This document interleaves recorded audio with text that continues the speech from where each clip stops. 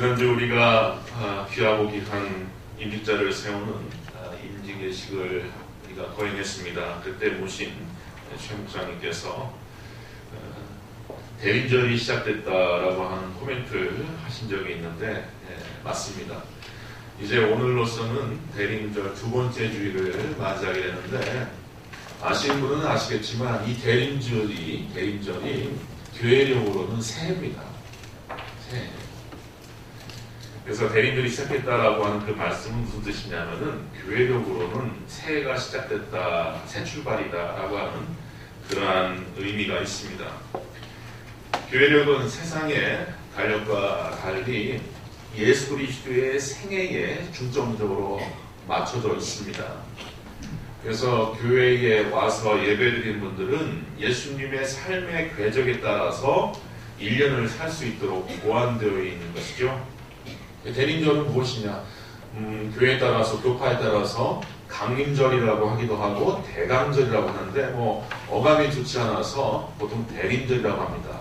바로 인류의 구주로 오신 예수 그리스도의 강림, 강생을 대망하는 절기다라고 하는 뜻에서 대림절이 되는 겁니다. 대림절. 지금 코로나19 시기가 이제 2년이 되어 가는데요. 대한민국 사회에서도 앞선 우리 박 장로님의 기도처럼 너무나 많은 것들이 변해 있고요. 특히 소상공인, 또 교육 현장, 또 종교계, 특히 우리 교계도 이루 말할 수 없는 격변의 시간, 격변의 환경에 처해 있습니다. 도대체 이것이 언제 끝날 것인지, 종식될 것인지 정말 고민이 깊어가지 않을 수 없는데요. 사회는 그렇다 치고 세상은 그렇다 치고 우리 성도님들 한 분 한 분의 개인의 마음이나 가정 형편이나 개인의 삶은 어떤지 모르겠습니다. 고민 없고 아픔 없는 인생, 가정 없을 테지만 우리 성도님들도 각각 고민과 여러 고단과 근심, 염려가 있을 줄 압니다. 그 모든 것들이 우리의 마음 가운데 어둠이에요. 어둠입니다. 그리고 절망의 냄새죠. 신학에 얘기하면 사망의 냄새. 그것을 다 일소하고 다 없애고 참으로 능력의 주, 우리를 구원하시고 우리를 건져주시는 주가 오신다라고 하는 것이 오래된 구약성경의 선지자들의 약속이었고 그 약속, 그 예언대로 우리 예수님께서 오셨습니다. 2000년 전에.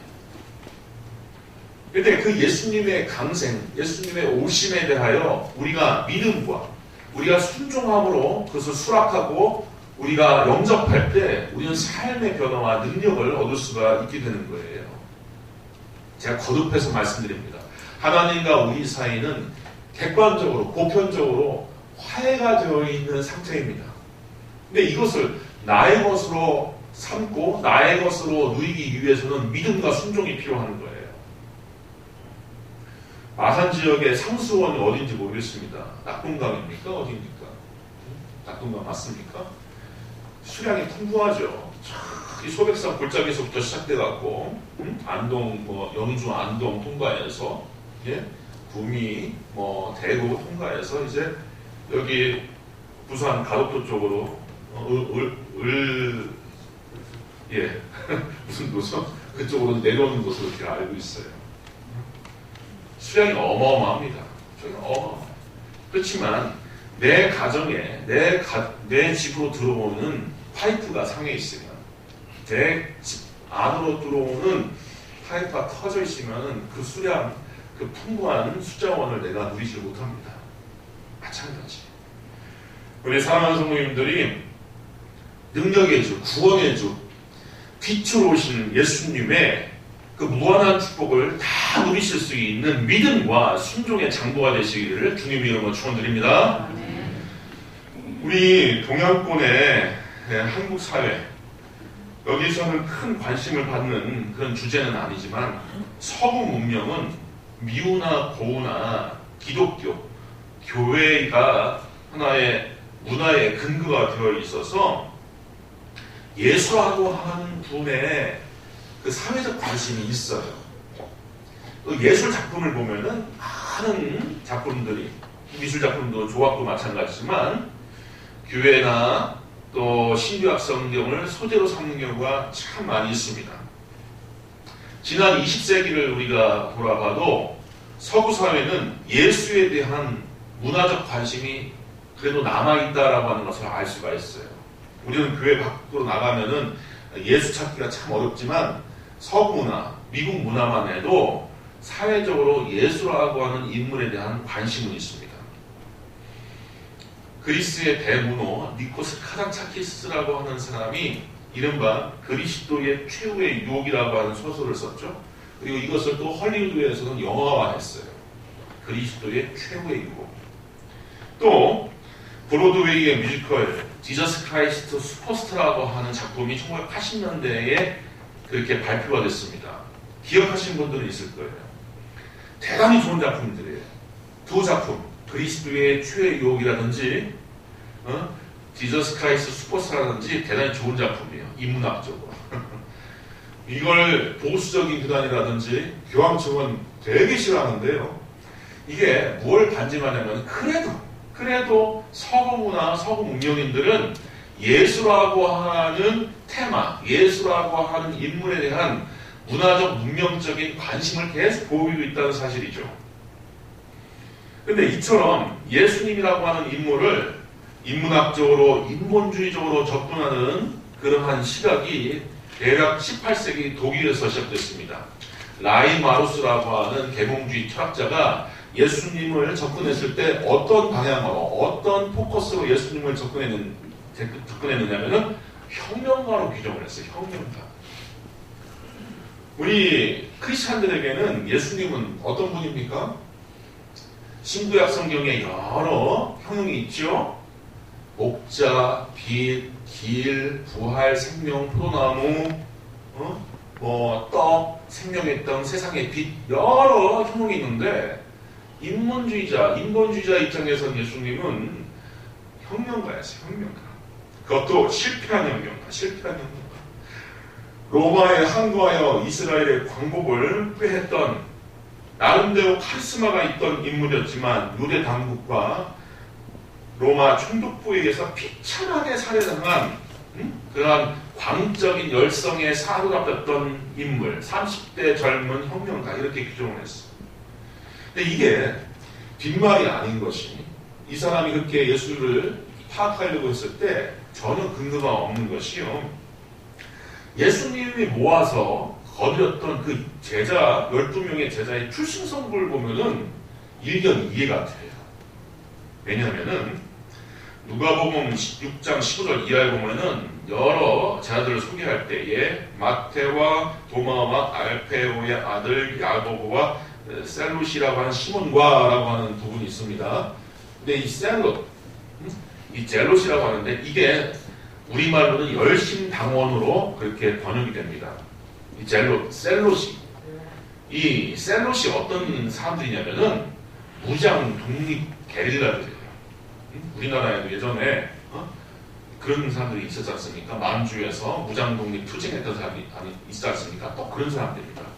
지금 로마에서 짓밟혀 있는데 사도계인, 서기관들, 저 사람들은 예배만 드릴 줄 알고 제사만 드릴 줄 알지 정작 나라와 민족을 위해서 뭘 하느냐, 하나님을 위해서, 나라를 위해서, 민족을 위해서 해야 되는 것은 무역투쟁이다, 이렇게 생각하는 사람들입니다. 그래서 셀롯 시몬이라고 하는 사람이 딱 주목이 돼요.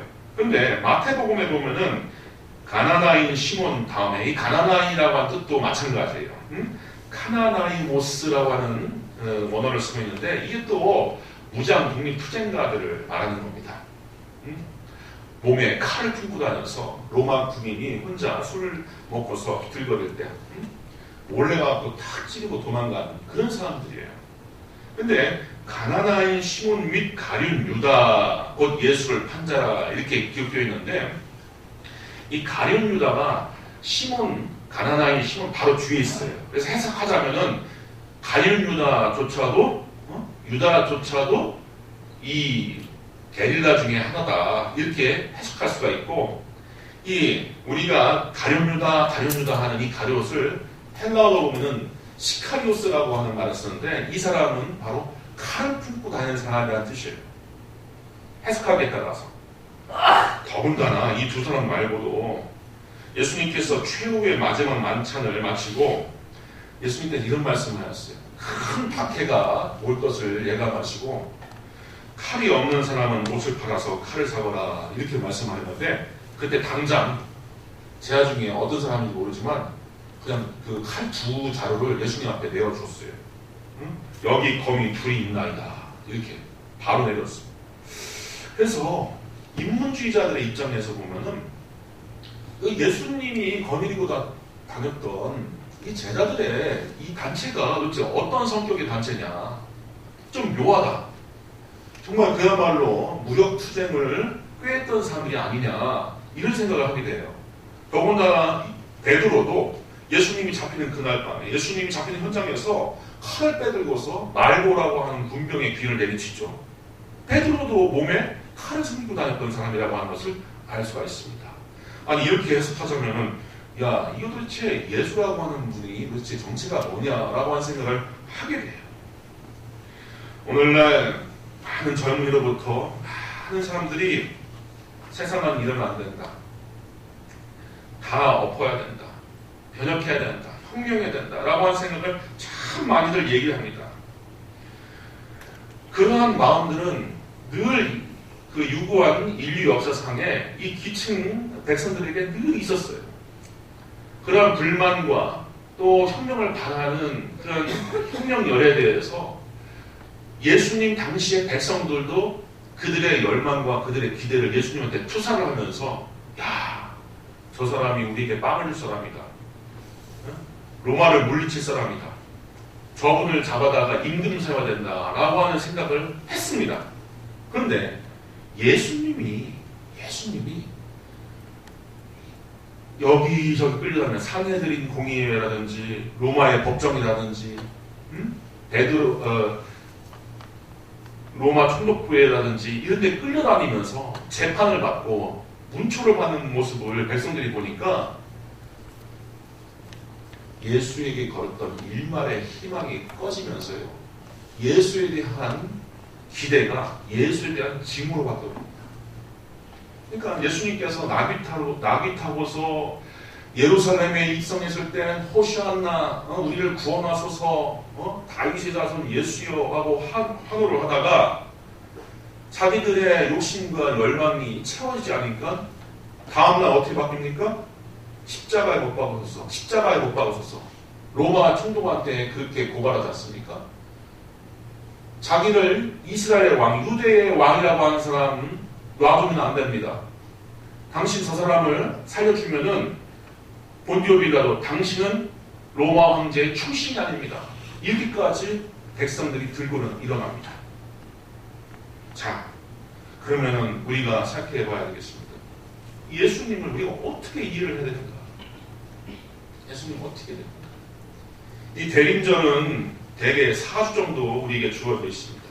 예수님을 대망하는 절교서 4주를 우리가 받아놨는데요.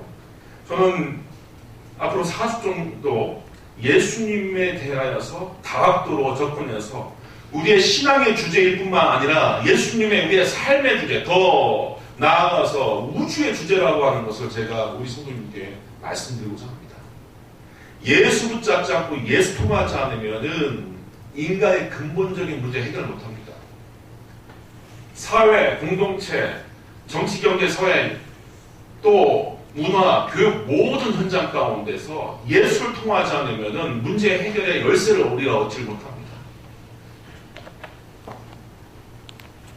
예수님은 분명히 세계사의 분기점을 가져오신 분이죠. 그래서 예수님의 강생하는 시점부터 Before Christ, BC가 있고 아노 도미네, 예수님의 해, 예수님의 년이라고 하는 주의 년이라고 하는 해로 바뀌어버리죠. 주의 해라고 해서 AD 1세기, 2세기, 지금 21세기까지 왔습니다. 예수님이 분명히 이 세계사의 분기점을 가져오신 분이지만 예수님을 우리가 이해하는 데 있어서 얼만큼 잘하고 있느냐. 세상 사람들이 꿈꾸는 혁명의 성질은요, 이 급진성이 있습니다. 급작스럽게 변해요. 그냥 하루아침에 그냥 권좌에 오른 사람과 떨어진 사람이 자리가 바뀌어버립니다. 그리고 대개 물리력을 사용합니다. 폭력을 사용해요. 그리고 등극하면은 예나 지금이나 방법이나 그 정도만 차이가 있지 반대파를 놔두지를 않습니다. 그리고 독특한 그 혁명 이념이 있어요. 그대로 해야 된다. 그대로 해야 된다. 그것을 지키지 않으면 반동으로 몰립니다. 그런데 예수님은 어떤 방식으로 우리에게 이 세상에 변화를 가져오시고 우리를 구원하시는가? 여기에 우리가 관심을 둘 필요가 있습니다. 이런 차원에서 생각해 볼 것. 첫째, 세상 사람들이 꿈꾸는 것처럼 기대하는 것처럼 이 폭력이라고 하는 것, 물리력이라고 하는 것은 결코 세상에 새로움을 가져다 주지 않는다. 변화를 가져다 주지 않는다는 점을 우리가 알 필요가 있습니다. 우리가 예수님의 이 정치색을 알고자 하면은 철저한 평화주의자, 철저한 평화주의자라고 하는 것을 우리가 알 필요가 있어요. 누가복음 6장에 보면은 너희 듣는 자에게 내가 이르노니 너희 원수를 사랑하며 너희를 미워하는 자를 선택하며 너희를 저주하는 자를 위하여 축복하며 너희를 모욕하는 자를 위하여 기도하라. 너의 이 뺨을 친 자에게 저 뺨도 돌려대며 네 겉옷을 빼앗는 자에게도 속옷을 거절하지 마라 했습니다. 이게 얼마나 바보 같은 행위입니까? 얼마나 바보 같은 그러한 입장입니까? 자기의 뺨을 친 사람에게 다른 편 뺨을 돌리라고 하는 거예요. 그리고 저주하는 자, 박해하는 자를 위해서 기도하라는 겁니다. 무력에 의존하는 사람, 또 어떤 폭력에 의존한 사람은 그것 때문에 망한다라고 하는 것이 또 예수님의 입장이에요. 마태복음 26장에 보면은 말구의 귀를 자른 제자에게 네 칼을 도로 칼집에 꽂으라. 칼을 가지고 가는 자는 칼로 망하느니라 했습니다. 이러한 말씀을 통하여서 우리는 새겨봐야 됩니다. 우리 예수 믿는 사람들은요, 마음을 거룩하게, 마음을 선하게, 마음을 아름답게 써야 됩니다. 칼은 비록 물체이고 형태가 있지만 보이지 않는 칼이 더 무서워요. 보이지 않는 칼이 더 무섭습니다. 보이지 않는 칼도 얼마든지 남을 뵐 수가 있고 또 자기를 상처 입힐 수가 있습니다. 영적으로 보면은 메아리의 법칙이 있습니다. 메아리의 법칙. 메아리가 뭡니까? 내가 발설하는 대로, 내가 외치는 대로 반대편 산에 부딪혀갖고 돌아오는 게 메아리 아닙니까? 메아리의 법칙이 있어요. 영적으로 메아리의 법칙이 있습니다. 예수님께서 마태복음 10장에 어떠한 집을 방문할 때 그 집에 들어가면은 평안하기를 빌라 하셨어요. 그 집이 이에 합당하면 너희의 빈 평안이 거기에 임할 것이요 합당하지 아니하면 그 평안이 너에게 돌아올 것이라 했습니다. 무엇을 가르치고 무엇을 요구하는 교훈입니까? 무조건 평안합니다. 다른 사람들을 축복하라. 다른 사람들에게 선대하라라고 하는 것을 가르쳐 주시는 교훈입니다. 근데 그것의 유익이 평안을 비는 그 대상에게만 해당됩니까? 그 유익이 반드시 그 대상에게만 임합니까? 아니죠. 나에게 오는 거예요. 나에게도 오는 겁니다. 이 말씀, 이 메아리의 법칙은 대단히 소중하면서 대단히 엄중한 말씀입니다. 이 반대의 메시지도 가능한 겁니다. 참 천하에 악한 사람이 있어요. 모든 사람이 돌을 던질 만한 사람이 있을 수가 있습니다. 응? 사람들이 욕하고 저주하고 비난하기 좋아하죠. 오케이, 비난할 수 있습니다. 근데 그 사람이 저주받기 합당한 사람이라면 뭐 망할 수도 있겠죠. 하지만 그렇지 않으면은 그 화살이 꺾여서 나에게 온다는 말씀입니다.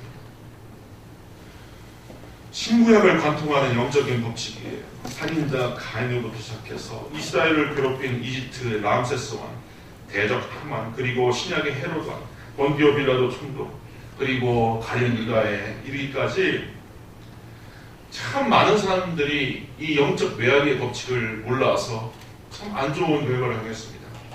하지만 우리 예수 믿는 사람들은 어디를 가든지 누구를 만나든지 어떠한 형편에 있든지 마음과 입술을 지키고 정결하게 해야 됩니다. 정결하게. 그리고 사랑하고 관용하고 베풀 줄 알아야 됩니다. 저 사람만, 저 상대만 유익함을 얻는 게 아니라 반드시 나에게 와요. 반드시 나에게 옵니다. 내 가정에 옵니다. 내 후손에 옵니다.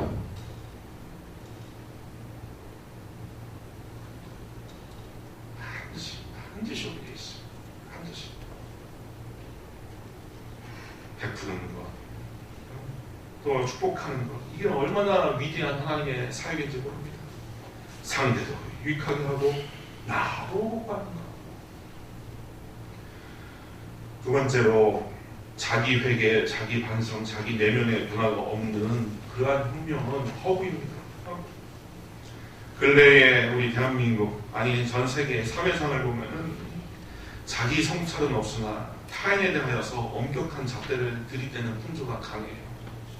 날 좀 보소, 날 좀 보소 하지만 남을 섬기고 겸손을 표하는 경우가 없습니다. 우리나라에 뭐 이정재라고 하는 배우가 또 한 드라마가 크게 유행하는 바람에 미국 할리우드, 미국 그 방송가에 불려가서 토크쇼에 갔는데 아니 의외로 미국 사람들이 감동을 받은 거예요. 토크쇼에 등장하면서 한국식으로 겸손하게 고개를 숙여서 인사를 해드렸습니다. 그거 보고 미국 사람들이 울어요. 정말. 왜냐면 그 토크쇼는요, 유서 깊은 아주 오래된 토크쇼인데 그 포맷이 아주 재미있습니다. 근데 거기 등장하는 많은 셀러브리티스, 그 많은 인기인들, 유명인들은 다 등장하면서 폼을 잡고 백플랩이라고 하죠. 날 좀 봐달라. 스포트라이트를 보면 받으면서 그렇게 등장을 하곤 합니다. 그런데 한국의 문화에서 자란 한 배우가 등장하면서 가지런하게 인사를 했더니 미국 사람들이 문화 충격을 다 받아버리는 거예요. 아름답습니다. 아름다운 거예요. 아름다운 거예요. 우리는 남 탓하는 세태, 여기서부터 벗어나야 됩니다. 그 열정, 남 탓하고 사회 탓하고 또 누구를 탓하는 그 열정과 열심을 절반만큼이라도 내 내면을 향한다면 우리는 영적인 성장, 신앙적인 성장, 또 인격적인 성장을 우리가 꾀할 수 있을 겁니다. 백성은 정치인을, 정치인은 백성을 늘 탓해요. 아니 정치인은 또 백성을 탓해요. 요즘 보면 오미크론인가 요즘 새로 그 변이 바이러스가, 물론 그 목사님도 참 잘못하셨습니다. 뭐 남아프리카 선교 여행 갔다 와서 뭐 그 방역 당국에 대해서 제대로 신고를 안 하는 거야. 연일 제가 유심히 봤어요. 유심히. 그 네이버라는 포털 사이트에서 이렇게 넘기면요, 조선일보, 한겨레신문, 뭐 경향신문, 동아일보 다 볼 수가 있는데 메인 포스트에 메인 기사로 떠 있어요. 인천 교회 오미크론, 이 키워드가 계속 이틀 동안 연속으로 화살 돌리기 하는 거죠. 또 화살 돌리기.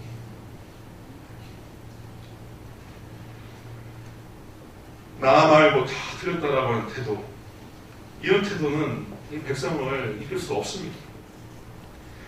기독교의 인간관은요, 인간은 전적인 타락 상태이고 죄인이다. 우리는 하나님 앞에서 무능한 존재다 라고 하는 것을 1차적으로 시작하고 들어갑니다. 그래서 하나님, 이 죄인을 용서하여 주옵소서. 하나님, 회개합니다. 예수님을 믿고 달라지겠습니다 라고 하는 그런 다짐으로 우리가 신앙생활을 하지 않습니까? 그래서 우리 예수 믿는 사람들은 서로가 서로를 볼 때 다 죄인이고 부족하고 큰결이 있다라고 하는 것을 알고서 서로 용납하고 포용하고 사랑할 줄 알아야 됩니다. 어느 인간, 심지어 어떤 성인, 어떤 위인도 흠결이 없는 사람이 없어요. 세계사에 유명한 뭐 간디라고 하든지 이순신, 마틴 루터 킹, 헨리 나우, 또 존 하워드 요도, 이러한 사람들, 대단한 그 정치인이기도 하지만 종교인이죠. 참 이 사람들 이렇게 들여다보면은 놀랍습니다. 종교개혁자 마틴 루터나 요한 칼비도 적대자를 죽인 전력이나 학살을 방조했던 전력 있는 사람이에요. 다 예외 없이, 어떤 사람도 예외 없이 인간은 그 이면에 흠결이 있습니다. 그래서 우리는 자신을 성찰할 줄 알아야 되지, 남에게만 우리가 관심을 돌리면은 교만해질 수가 있어요. 세월을 지나다 보니까 결국 비판자가 상대방이랑 다를 게 없이 살아가고 있는 모습들도 우리가 보곤 합니다. 예수님께서 이런 표현을 하셨죠. 비판을 받지 아니하려거든 비판하지 마라. 너희가 비판하는 그 비판으로 너희가 비판을 받을 것이요, 너희가 헤아리는 그 헤아림으로 너희가 헤아림을 받을 것이다. 어찌하여 형제의 눈 속에 있는 티는 보고 내 눈 속에 있는 들보는 깨닫지 못하느냐. 원수를 사랑하는 것이 진정한 혁명이에요. 예수님은 결코 이 세상 사람들이 바랄 수 없는 혁명가가 될 수 없는 이유는 바로 그것 때문입니다. 세상을 극복하고 인간의 감정과 욕심을 초월하는 내적인 혁명, 정신적인 혁명에서 진짜 참된 혁명이 시작되는 겁니다. 내 이웃을 사랑하고 내 원수를 미워하라 하는 것을 너희가 들었으나 나는 너희에게 이르노니 너희 원수를 사랑하며 너희를 박해하는 자를 위하여 기도하라. 이같이 한즉 하늘에 계신 너희 아버지의 아들이 될 것이다 하겠습니다. 변화는 작은 것에서 시작되지만 확실히 능력이 있습니다. 누가복음 13장에 보면 예수님께서 하나님 나라를 무엇으로 비유할까 하면서 두 가지의 상징을 우리에게 제시했어요. 하나는 겨자씨입니다. 겨자씨는 큰 시들 가운데서 정말 극히 작지만 그것이 떨어져서 자랄 때는 큰 가지를 펼쳐서 온갖 새가 깃들고 쉬어갈 수 있는 보금자리를 제공한다. 겨자씨가 되거라. 그리고 누룩이 되거라. 누룩. 제가 나름 좀 요리를 좀 할 줄 알아요. 제가 손재주가 좀 있어갖고 아이들이 제가 부대찌개를 만들거나 뭐 불고기 전골을 하거나 닭도리탕을 하면은 아주 맛있어해요. 정말 기회가 되면 제가 만들어 드릴게요. 정말 잘합니다. 잘해요. 제법 잘해요. 저도 놀라요. 이렇게 해보니까 이렇게 식재료를 보면은 나를 이렇게 만들어주면 맛있지롱 하는 것 같아요. 식재료들이 저한테 그렇게 속삭여요. 그렇게 만들면은 맛있어집니다. 제가 심지어 식빵도 한번 만들었어요. 식빵. 한 3, 4개월 됐습니다. 한참 여름 때요. 작은 파우더, 이스트를 넣으면요. 불과 한 3, 4시간만 지나면요. 어마어마하게 높습니다.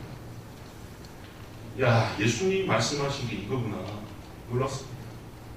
아무리 적은 분량이라도 그 누룩이 살아있으면요. 온 덩이를 다 바꿉니다.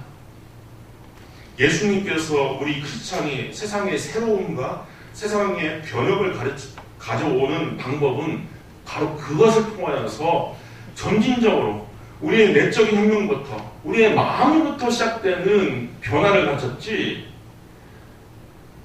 물리력과 가부행진과 소리를 내고 또 구호를 외치고 하는 것으로부터 시작하지 않으셨어요. 예수님에 대하여서 예언한 부분을 보면은요, 마태복음 12장에 뭐라고 예수님에 대해서 예언이 되었냐면은, 보아라, 내가 뽑은 나의 종, 내 마음에 드는 사랑하는 자, 내가 내 영을 그에게 줄 것이니 그는 이방 사람에게 공의를 선포할 것이다 하면서 예수님이 가져오는 변화에 대해서 이렇게 설명했습니다. 그는 다투지 않는다. 다투지 않을 것이요, 외치지 않는다. 응? 외치지 않는다. 이것을 다른 성경에서는 들리지 않는다라고 표현했어요. 그래서 거리에서 예수님의 소리를 듣지 않을 것이다. 예수님께서 소리를 외치고 구호를 외치고 그런 거 듣지 않는다. 그러나 정의가 이길 때까지 그는 상한 갈대를 꺾지 않고 꺼져가는 심들을 끄지 않을 것이다. 그래서 마침내 이방 사람들이 그에게 희망을 걸 것이다. 이렇게 기록하고 있습니다.